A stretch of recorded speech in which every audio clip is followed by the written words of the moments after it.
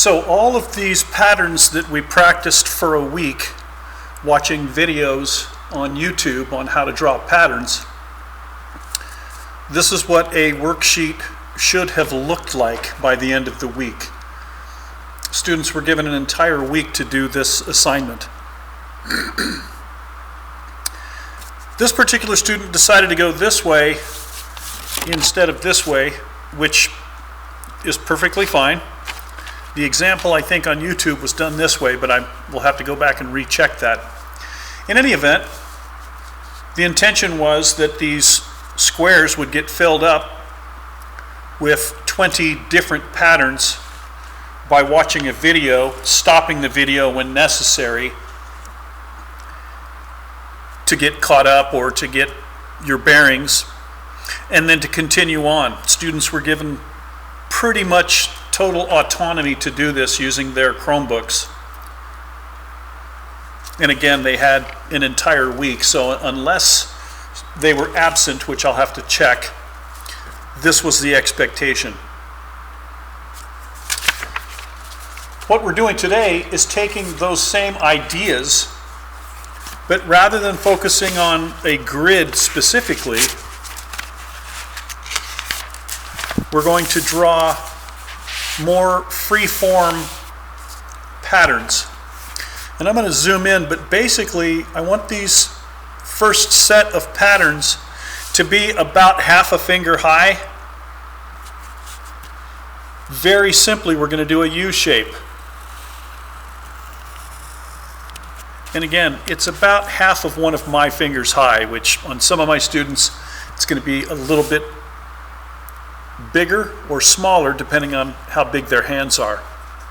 I'm going to go ahead and zoom in to fill the page with this so that you can see the details, because one of the key things in here that I spoke about at length is I'm looking for precision. Precision basically means accuracy. So the way this pattern is drawn is a U shape with a curve at the bottom, with another U shape inside it, and another U shape inside that one. We're going to bisect this one, cut it in half that way, and then we're just going to do a series of diagonal lines. One of the things I want students to focus on here is precision, or to be precise, or to be exact as possible. You'll notice that I'm starting on a line and ending on a line, or else going off the page as it does at the top here. A lot of times, people who are professionals at this don't do it in pencil, but since we're practicing, we're using pencil. We're going to continue that same pattern around the outside. So again, I'm trying to be as precise as possible. I'm deliberately starting and stopping on the line. And as much as possible, I want that to be the expectation. These are drawn very deliberately, very neatly. I've spoken of this at length in class already. This is where craftsmanship really comes into focus. Craftsmanship, as I've defined it, is the care that you take while you're doing your art. So I'm taking very good care as I'm drawing these shapes. So I'm going to go ahead and duplicate that as close as possible by doing another U shape right next to that one. And I'm going to continue very carefully, very deliberately, and very precisely continuing that pattern all the way around. You'll notice that they're not perfect. I'm not looking for perfection, but I am looking to try and keep them as uniform as possible. You can see that as I got closer to the side over here, I went a little skinny on this one. I think I have room for one more over here. The other thing that I want you to be careful and note is that even though I don't have room for another one, unless I want to make it really skinny, I can actually take the same pattern and go right to the edge of the page. And I'm going to do the same thing over here. Because since you understand how the pattern is built, it's one U-shape inside of another one, inside of another one. This last one is cut in half, and then the series of lines go like this. Taking that same example, I know that there's going to be a line here and another line, and actually there's not room because of the width of these, there's not room for another one there, but there is over here on this side. So as I come down here, I'm stopping right in the center of the sketchbook, and I'm going to draw really close, and I'm angling my pencil. You can see that the pencil is hitting the side of the paper here, which is why you can see these dots here. But as long as I understand the pattern,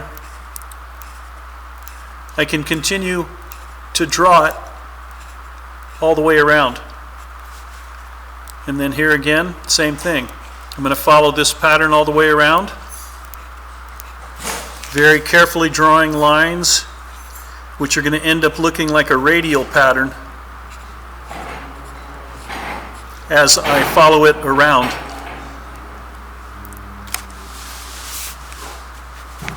So here again, same pattern. It's a U-shape inside of another U-shape.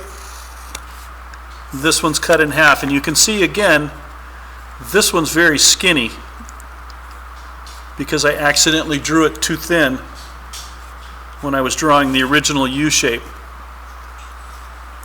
I'm not looking for perfection here. What I'm looking for is that you're following the directions and you're being as precise and deliberate as possible and drawing your lines to fill in these various shapes very carefully as you go from line to line to line all the way around. So we're just going to repeat this process to fill up one row of this particular shape, this U shape.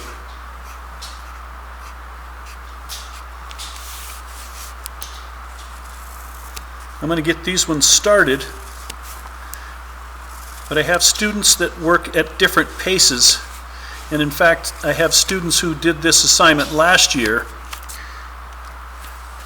who may have already done this particular pattern last year. So I want to show how you can take the idea and do the same pattern but inside a different shape. This time I'm going to do one about the same height, but it's going to be an angular shape. So instead of being a U shape, this one is going to be a V shape. And you'll notice that I'm going from the top center here, the bottom of this pattern, for each one. And again, because I drew the other ones a little bit too thin towards the end here, some of these shapes are not going to be uniform in size either. And again, that's perfectly fine as long as you're following the process. As long as you're following the steps, these ones are going to look similar to those ones because it's a V inside of a V inside of a V. The top one is cut in half with angled lines that look like a leaf or a feather. These ones also are going to go all the way around. When you get to the tip, you're going to go down here and follow it all the way around. It's okay to go quicker once you've got the pattern down, as long as you're working on your precision and making sure that you're starting in a line and stopping at a line. As the sign on my wall says, practice doesn't make perfect. Practice makes permanent.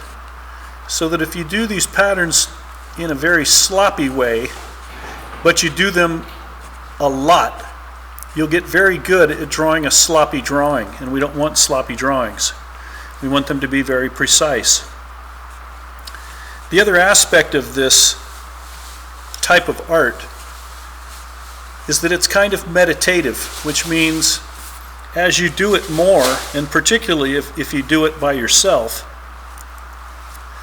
you get into a state where it almost becomes mesmerizing.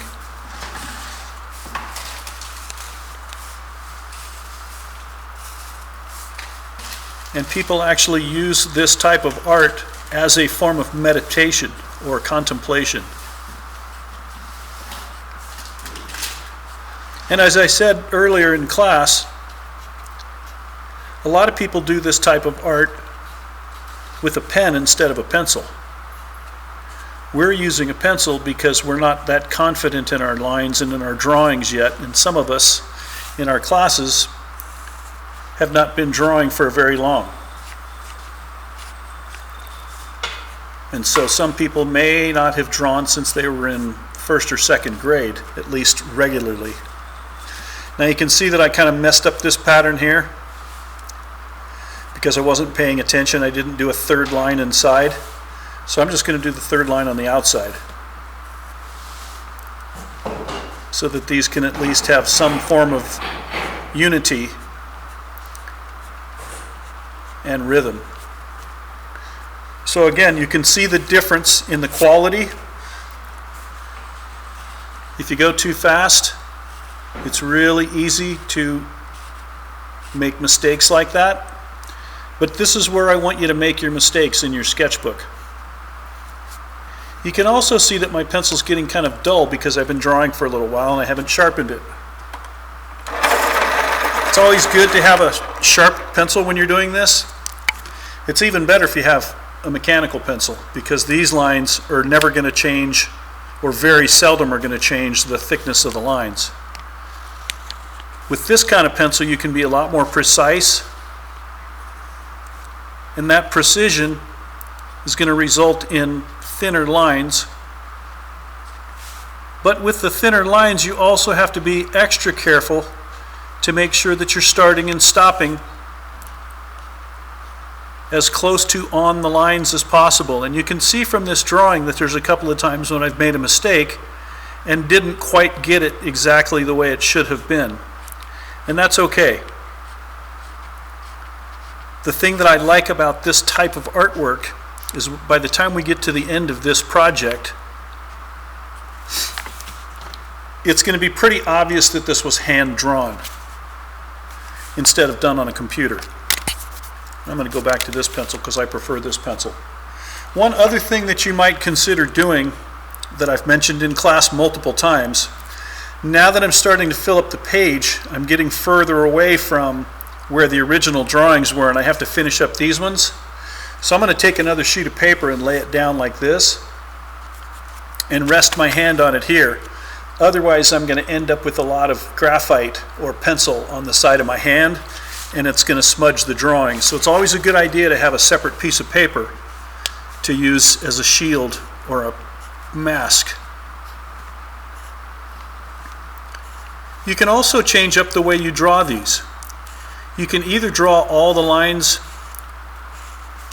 like this, and notice how much finer these lines are because I sharpened the pencil. It's okay to get up and sharpen your pencil multiple times during class, as long as I'm not lecturing at that moment. But there's another way to do these kind of lines, especially on this top part, and that is to do a V shape, or an upside down V shape. So I'm still going from line to line. I'm still being very careful to start and stop on the line.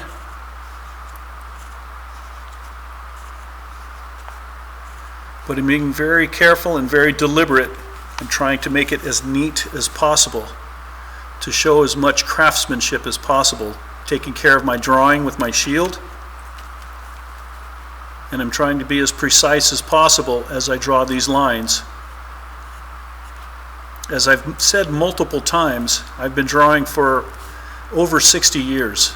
I think I started drawing when I was probably 3 or 4 years old. I'll have to ask my mom later. So I've been drawing for a very long time, so I tend to, once I get into a groove, repeated myself, and I'm laughing at myself because I made another mistake. Can you see the mistake? I should have drawn those lines here, but instead I drew them there. But I'm not going to worry about it because, again, this is just practice. This is where I want to see your mistakes. And I'm not going to erase anything. I don't want you to erase anything either. I don't want you to start over every time you get frustrated. I noticed a few students in class today got frustrated when I suggested that they draw them bigger, and rather than continuing on down the page, they started a brand new page. As I've mentioned multiple times in my classes, I want to see your mistakes, but that doesn't mean you start over on a brand new piece of paper every time you make a mistake. I don't want to see one drawing on your sketchbook. You can see here again that I made a mistake here. I did the halfway mark here instead of doing another line here. So the only line that's going to be different is this mistake right here. But again, I'm not going to worry about it. I'm just going to keep going forward. Even though in my 5 classes, I did this assignment all 5 classes today, some students, some classes didn't get to this far in the drawing yet, so some of this is going to be new to some students because they haven't seen the V-shaped ones yet. Every class is different. Some classes go very quickly, some classes go very slowly. In certain classes, I have students that are discipline problems that I have to stop doing what I'm doing to help those students get back on track. And so in some of my classes, I don't even know if we did a full row here of the U-shaped ones. But I'm going to finish this top row of U-shaped ones. I'm being very careful, very deliberate, very precise. But now that I've drawn it 1, 2, 3, 4, 5, 6, 7.5 times, I can go a little bit more quickly. And even though you can see the mistakes here, let me zoom in so you can see the mistakes. You can see where I went past the line here. I'm not going to worry about that. I'm going to concentrate a little bit more because this is practice. We're doing this in our sketchbooks. It's going to be a lot more noticeable if you don't try to fix it when you get to the part where we're doing it in pen and ink. So let me zoom back out so I can show you the next pattern. Using this exact same process, you can change up the shape even more. So for instance, you can draw a shape that looks actually more like a leaf or a flame. I'm going to start about halfway here, and I'm going to flare this out like this. This will be the next shape. Most of my classes will not have seen this yet because only one of them actually got this far today during class. Same pattern though. I'm going to do a shape inside of a shape and one more. I'm going to split it down the middle. And then instead of doing straight lines, because it looks more like a leaf, I'm going to do curved lines. And again, if you want to do one line at a time on either side, or if you want to continue it and do an M shape, you can actually do this almost without lifting your pencil off the paper.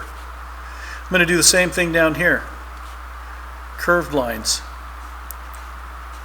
It almost looks like a contour, like these are actual leaves at the end of a branch. So once again, these are the same shapes, or excuse me, they have the same attributes or the same features inside of 3 different shapes. 2 of them are more organic shapes, meaning there's curves to them. and the one is very geometric. And the difference between the two is the geometric shapes and patterns are more angular. But they all follow the same rule, at least as far as these ones that we're starting off with. It's a shape inside of a shape, inside of a shape, cut in half. And even though, as I said before, they're not super uniform, they're not exact, I don't want it to necessarily look like a machine did it. Some students will actually try and make them look like they were done by a machine, which is fine. That's just the precision part. Some students already come to the class with a lot of skill in art because they like to draw, and in fact they fill up their sketchbooks at home with drawings and bring them into class and show them to me. And as I've said on multiple occasions this year, those are the type of projects that you do at home that I haven't assigned, and those are given extra credit added to your independent page or your indie page on your website.